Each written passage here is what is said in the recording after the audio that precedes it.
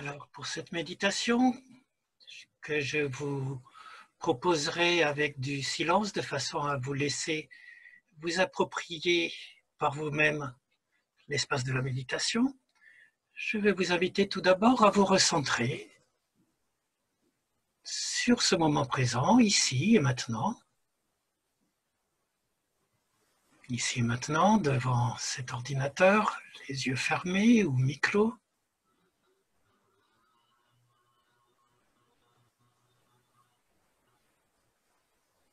Présent aux sensations de contact de vos pieds avec le sol. Sensation de contact de votre fessier, adoptant une assise aussi stable et confortable que possible. Sentant votre colonne vertébrale qui se redresse naturellement droite, comme la tige d'une plante ou d'une fleur, dont votre tête serait la corolle. Le dos, si possible, détaché du dossier de la chaise pour bien sentir cet axe vertical de notre colonne vertébrale et en poussant légèrement le ciel du haut du crâne.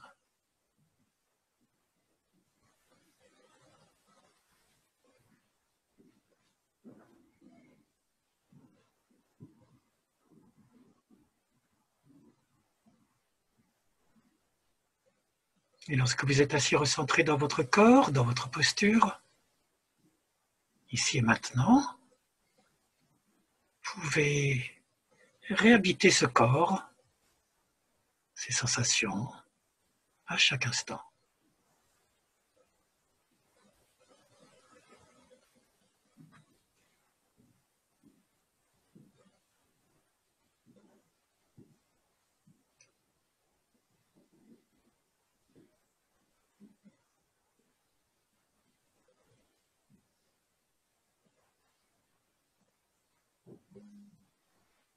Vous pouvez également, si vous le souhaitez, faire un rapide point météo de votre météo intérieure, puisque les quelques échanges qui ont précédé ont montré que les annonces hier soir ont pu provoquer plein de changements, de réactions différentes en chacun de nous. C'est tout à fait naturel, il n'y en a pas une qui est plus vraie que l'autre. Il y en a qui ressentent de la colère, d'autres de la tristesse, du découragement, d'autres que c'est pas grand-chose, que c'est une occasion de se recentrer, etc. Juste rentrer en contact avec les émotions que vous avez ressenties, les émotions que vous avez maintenant, aujourd'hui. Juste les accepter comme elles sont.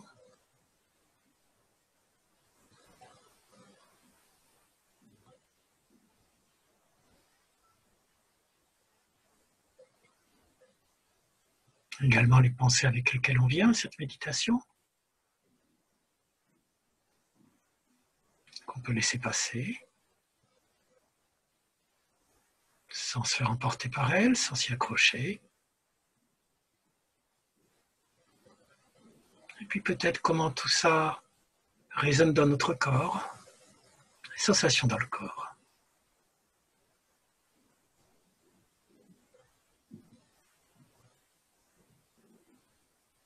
Accueillir toute cette richesse de la vie, sensations corporelles, pensées, émotions,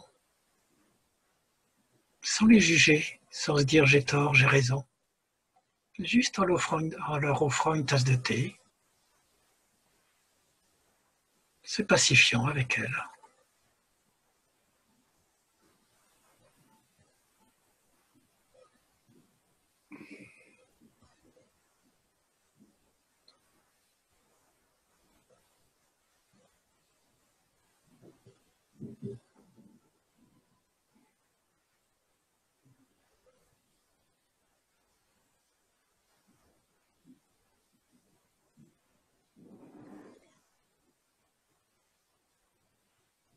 Je vais vous inviter maintenant à entrer dans cette méditation qui sera une méditation, je vais me servir du guidage de Kabat-Zinn qui fait des méditations actuellement chaque jour, également qu'il offre comme nous-mêmes.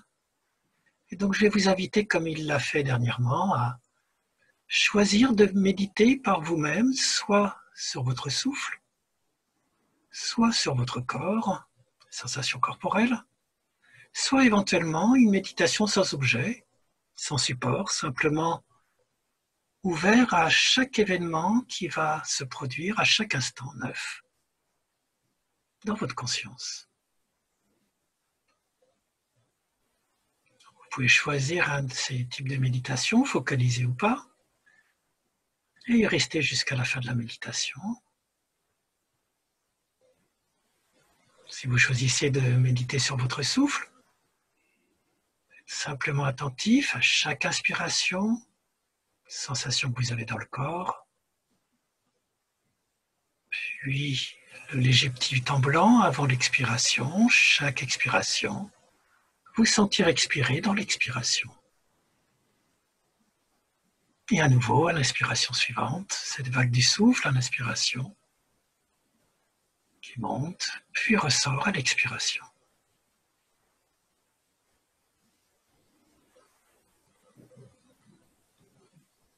Et si vous préférez faire une méditation libre, sans support, vous mettez simplement dans cette posture d'attention large, ouverte, où vous pouvez accueillir avec curiosité, bienveillance, chaque événement qui va arriver, qu'il soit agréable, désagréable ou neutre,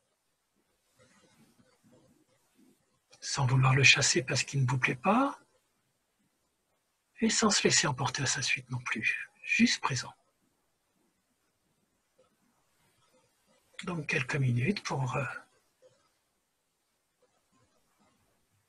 rentrer pleinement dans votre méditation du souffle, ou des sensations corporelles, ou sans support.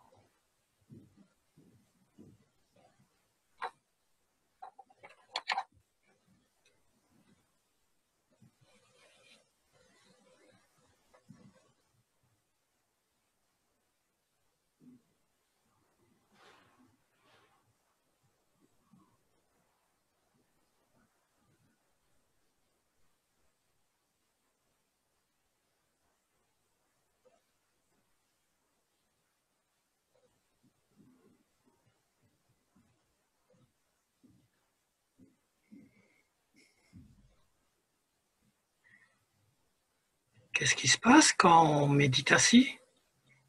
Kabat-Zinn nous dit, lorsque nous commençons à pratiquer la pleine conscience,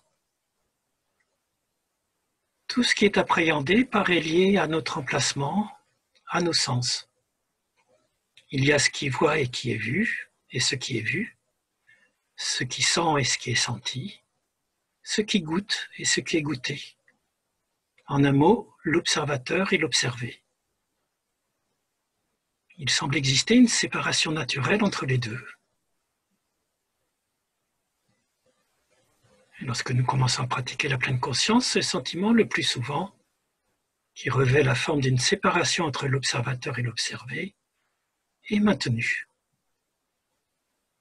Nous avons l'impression d'observer notre souffle comme s'il était distinct de celui ou de celle qui l'observe.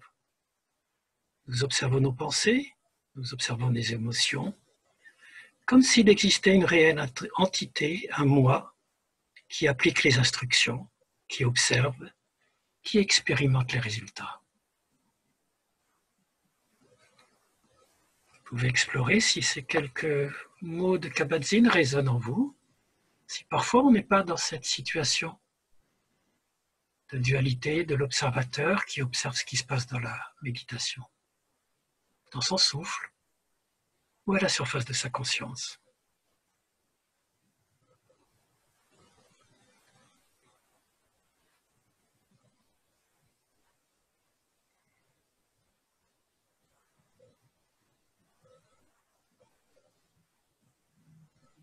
Et si c'est le cas, ce qui est très fréquent, très naturel, je vous invite simplement à vous laisser être.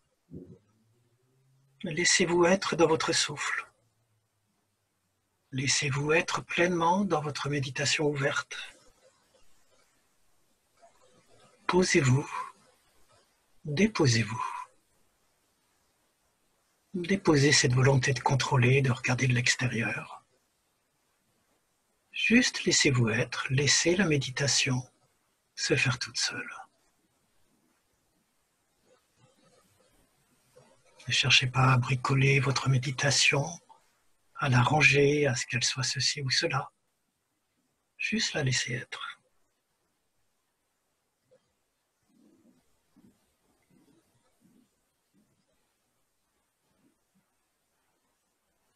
Déposez-vous dans votre souffle ou dans votre corps ou dans ce large espace qui accueille chaque instant, chaque événement.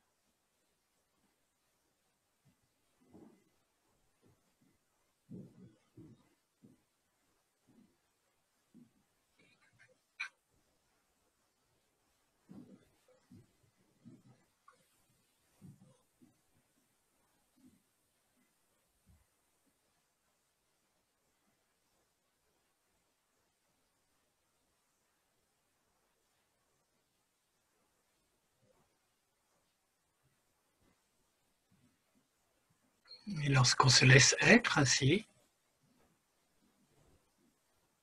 il peut se produire simplement ce type de méditation dont parle le Kabat-Zinn. Nous n'imaginons habituellement jamais qu'il puisse y avoir d'observateurs sans observation, jusqu'à ce que nous tombions dans la présence attentive. Lorsque c'est le cas, même pour un très bref instant, il est possible d'expérimenter la dissolution de la séparation entre sujet et objet. Il reste la connaissance sans connaisseur, la vision sans voyant, la pensée sans penseur. Un phénomène impersonnel qui se déploie simplement dans la conscience.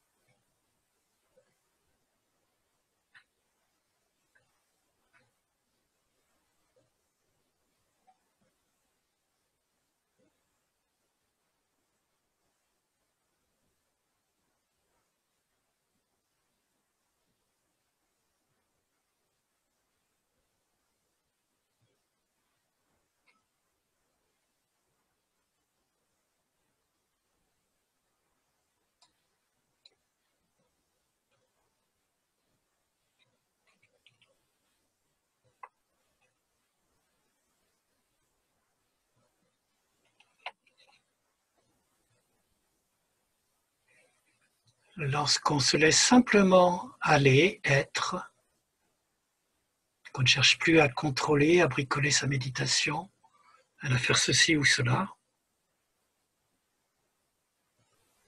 Kabat-Zinn continue en disant que nous ne sommes plus une personne. Cela ne signifie pas, que nous ne sommes plus une personne, mais que notre répertoire et nos limites se sont considérablement élargis. Il ne se borne plus à cette séparation conventionnelle entre ce qui nous situe ici et le monde là-bas, que tout n'est plus centré sur le moi en tant qu'observateur. L'ego s'efface La présence n'a plus ni centre, ni périphérie. Laissez-vous être juste pour retrouver cet espace, cet état de présence, sans séparation avec la vie que vous vivez, dont parle Kabat-Zinn.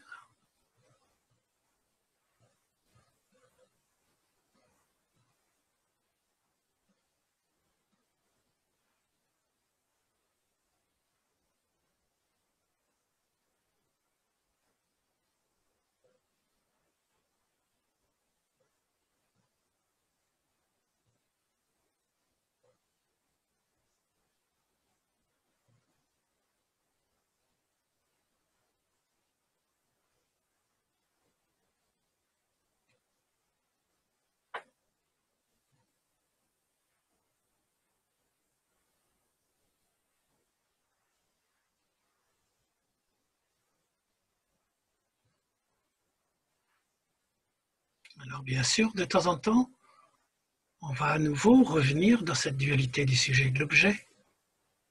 On va être emporté, happé par des pensées, des émotions qui nous perturbent, des désagréments, des petites douleurs ou autre chose. Où on va être petit à petit, on va se sentir glisser dans de la léthargie. C'est tout à fait naturel, ça se passe toujours, même pour les plus grands méditants. Quand ça se produit, vous vous félicitez juste de vous en apercevoir. Et vous revenez avec douceur, bienveillance à votre souffle. D'abord votre souffle naturel, simplement chaque vague de la respiration, l'inspiration dans le corps, l'expiration qui ressort du corps. Et si c'est nécessaire, vous pouvez faire une longue expiration jusque dans le ventre, suivie d'une courte inspiration. Et à nouveau, une longue expiration jusque dans le ventre, pour réveiller un petit peu nos forces vitales dans le hara, centre des énergies, 2 doigts sous le nombril. Et à nouveau, vous pouvez vous remettre en posture de méditation sur votre souffle, sur vos sensations corporelles, ou sans support en accueillant chaque événement. Peut-être qu'au début, ce sera dans la dualité, en se mettant à l'extérieur pour observer. Vous pouvez même nommer chaque chose qui arrive, c'est intéressant, ça permet d'être présent. Colère, fatigue, etc. Puis petit à petit, laissez tomber, lâchez prise. Et revenez à cette présence.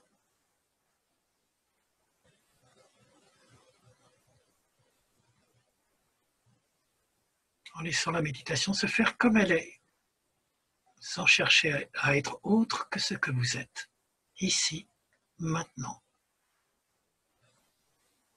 Y compris avec les choses qui nous perturbent. Juste les accepter.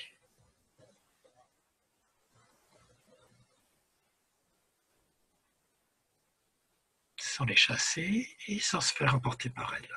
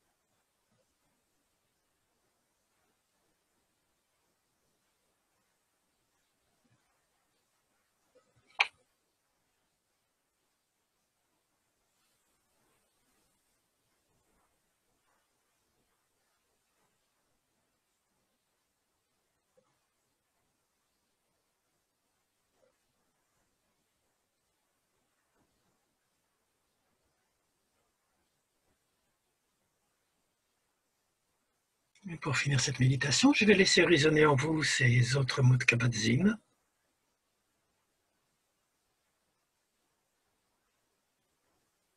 Comme en physique quantique, le moi est aussi virtuel et éphémère que les particules élémentaires qui émergent l'espace d'un instant du néant, dans l'écume du vide, pour retourner au néant. Il faut accepter l'essence impersonnelle de la vie, de la conscience, de façon large et expansive, en y voyant une manifestation de la claire conscience, de notre vraie nature, à la fois vide et pleine, qui n'est autre qu'une claire conscience stable, infinie, ouverte, tel le champ de rayonnement du soleil, toujours présent, mais souvent obscurci par les nuages.